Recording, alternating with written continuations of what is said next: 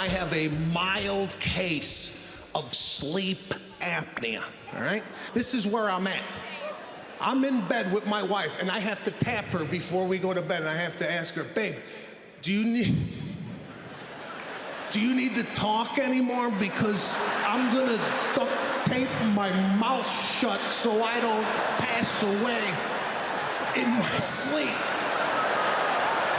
If someone came to rob my house, they would look at me and go, someone was already here, let's go. Record-breaking comedian, actor, podcast host Sebastian Maniscalco. He's got his brand new comedy special. Sebastian Maniscalco, It Ain't Right. It's getting set to release. Right. Welcome. Thanks for giving us a laugh already. You got a great laugh, by the way. I want to take you on the road. Yeah, he does. We need Eddie around here. Yeah. Boy, you are certainly on a roll right now. 5 sold-out nights at Madison Square Garden. It must have been special for you to have such a special guest star, Jerry Seinfeld. Yeah, so I asked Jerry to be a part of that show. I've been a huge Jerry Seinfeld fan my whole life, and for him to come up on stage and do 15, 20 minutes and then bring me up was really special for me. So yeah, it's been really great. I'm happy to be here. Holidays are upon us, and I'm sitting on the couch. I think this is the first time I've had actually all 4 of you here, so I made it. Normally George is in the corner text messaging while I'm here, so it's nice that you're actually joining. That's why I'm always in the corner. I don't know what I'm going to get if you come on here. You know him well. Oh my gosh. You are known for many things, but you're physical comedy. And what I didn't know is that John Ritter, who many remember from Three's Company, that he was an inspiration for you. Oh yeah, so John, I used to watch on Three's Company. I used to watch Three's Company like it was game tape. I used to come home from at high school. Instead of going out to lunch with everybody, I would go home and watch Three's Company over and over and over again. So I guess through osmosis, I kind of incorporated his physical comedy into my stand-up. So he was a huge inspiration for me growing up. Not a comedian, but a physical actor. So I like being physical. But in your stand-up and in your special, you tackle aging. So I'm curious, what is the worst part of aging? What is the best part of aging? So here's the secret on aging. Okay. I'm 52. I have an 8-year-old and a 6-year-old. There's a certain wisdom that comes with being an older parent. However, when it's time to play soccer or basketball, there's a lot of aches and pains. If people told me that there was this much bending being a parent, I'm constantly on the ground. My son likes to play football. We play a thing called up and over, where he runs at me and he tries to get on the bed for a touchdown. And it's right before he goes to bed, so I'm icing my knees at night. It's great. It's great. Keep laughing. I love it. I love watching you kind of like work into the whole body movement thing. It's so wonderful to be next to you. All right, so Marcello Hernández did the movement on SNL, kind of imitating you. How do you feel it went? So I love this.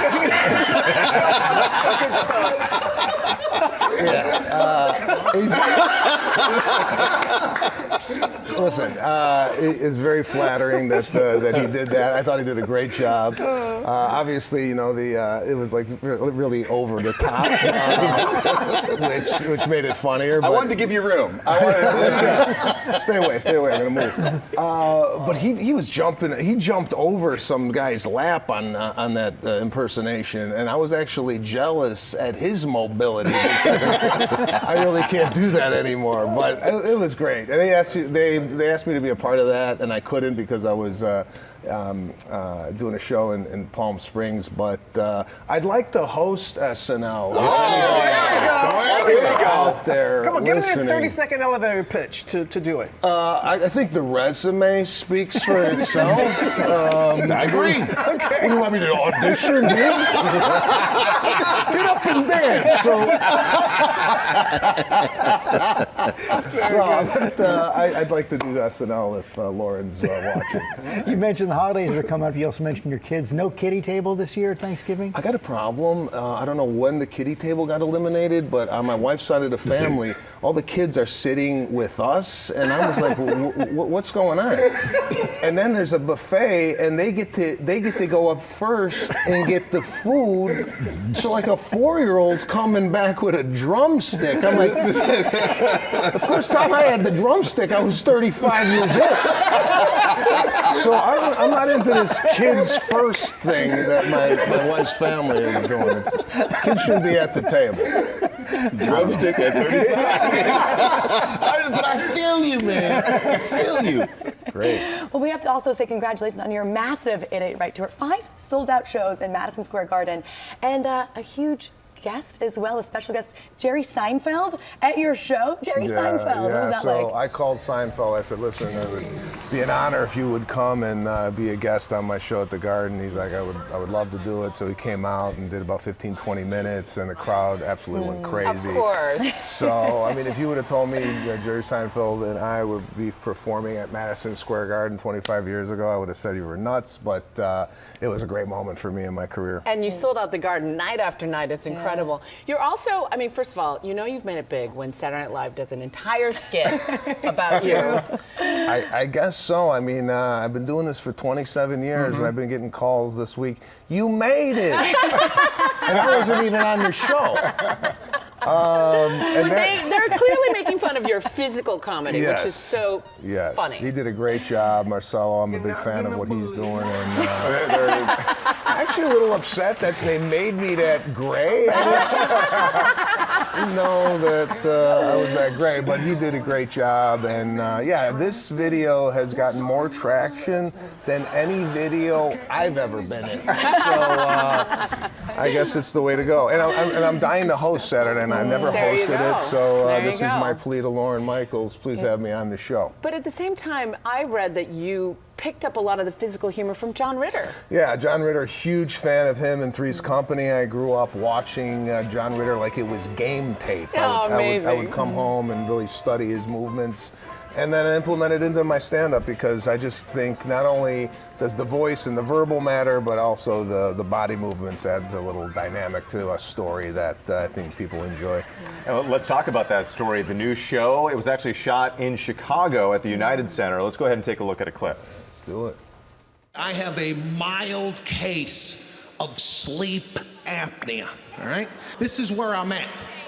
I'm in bed with my wife, and I have to tap her before we go to bed, and I have to ask her, babe, do you need to talk anymore? Because I'm gonna duct tape my mouth shut so I don't pass away in my sleep. If someone came to rob my house, they would look at me and go, someone was already here, let's go. I think what's so great about your comedy and why it connects with people, this is like stuff that we all go through, right? Like regular things that families and people go through. And you were influenced heavily by your upbringing in Chicago, right? Yeah. How did that shape you and your comedy? So anybody from Chicago, you grow up with a lot of sarcasm, you grow up with a lot of being made fun of, but in a good way. You have like a thick skin when you grow up in Chicago. So even to this day, there's no way I could have a big head going home and visiting my friends, because I'll show up and they're like, what are you wearing? It's very, it's fun though. We have fun with each other. And I think sarcasm is a lot to do with what I do on stage. They keep it real. Yeah, I try. Is it true you were shy growing up? Very shy. I actually did not like the class clown. I thought the class clown was extremely annoying. That's hilarious. So I was just an observer in the back of the room watching people, and then I would report back to my parents at home what I saw at school, and kind of made fun of the kids at school. So. You know, Whit pointed it out that your humor really lands because it's stuff we all deal with.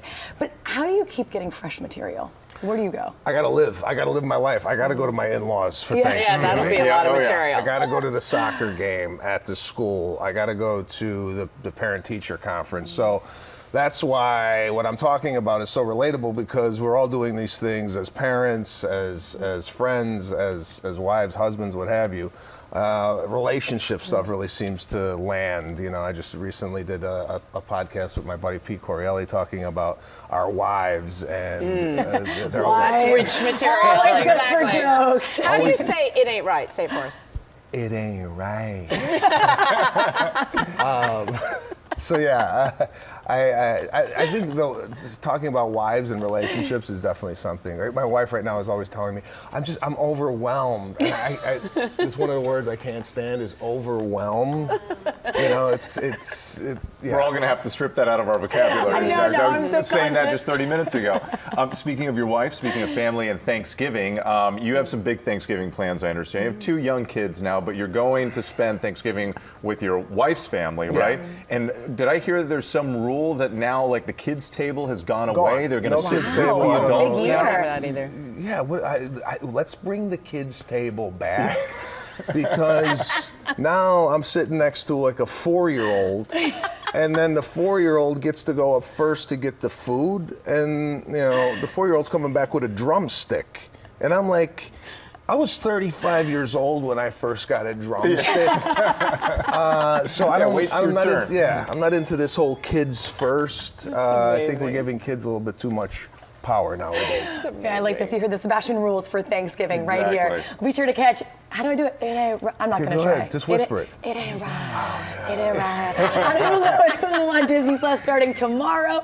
Coming up, the new book, taking a closer look at the 1995 interview between Princess Diana and the BBC's Martin Bashir. We hear from the author.